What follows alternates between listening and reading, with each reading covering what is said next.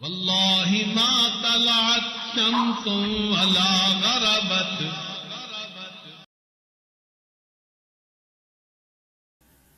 ستارے جھک گئے، اس میں کیا حکمت تھی؟ بتانا یہ مقصود تھا لوگوں، یہ وہ شخصیت ہے جس کے سامنے آسمان کی مخلوق بھی جھک رہی ہے. دنیا والوں تم بھی ان کے سامنے سر تسلیم خم کر دو، تب تم فلاح پاؤ گے.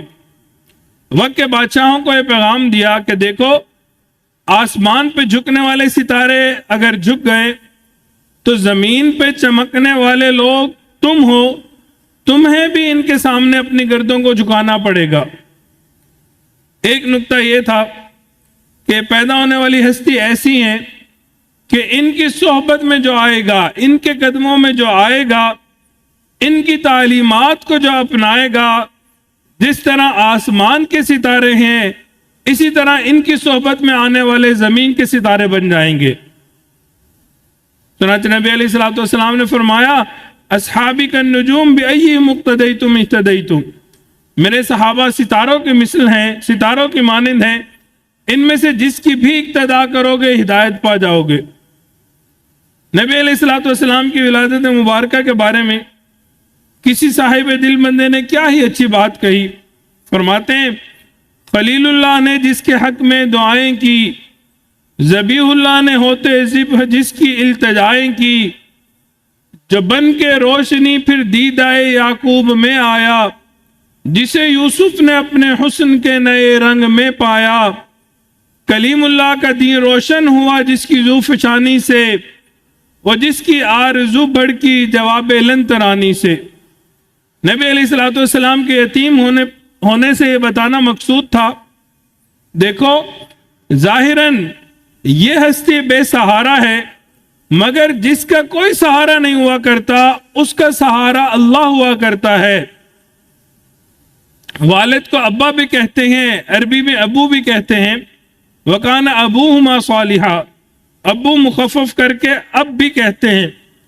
تو اب ذرا غور کیجئے، اللہ رب العزت نے یتیم پیدا کر کے پیغام دیا لوگوں جس کا دنیا میں اب نہیں ہوتا اس کا رب ہوتا ہے، اور جس کا رب ہوا کرتا ہے اس کا سب ہوا کرتا ہے.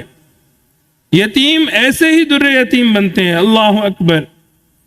وہ جس کے نام سے داؤد نے نغمہ سرائی کی، وہ جس کی یاد میں شاہ سلیمان نے گدائی کی، دل یحییٰ میں ارما رہ گئے جس کی زیارت کے، لب عیسیٰ پہ آئے واز جس کی شان رحمت کے، وہ دن آیا کہ پورے ہو گئے تو رات کے وعدے، مبارک کے ختم المرسلین تشریف لے آئے، جناب رحمت للعالمین تشریف لے آئے. سبحان اللہ. اللہ رب العزت کی شان دیکھیے. آپ علیہ الصلوۃ والسلام کی ولادت مبارکہ سے 3 ماہ پہلے آپ کے والد ماجد کی وفات ہو گئی، جس کی وجہ سے آپ یتیم پیدا ہوئے. یتیم اسے کہتے ہیں جس کی والد کی وفات اس کے بالغ ہو جانے سے پہلے ہو جائے.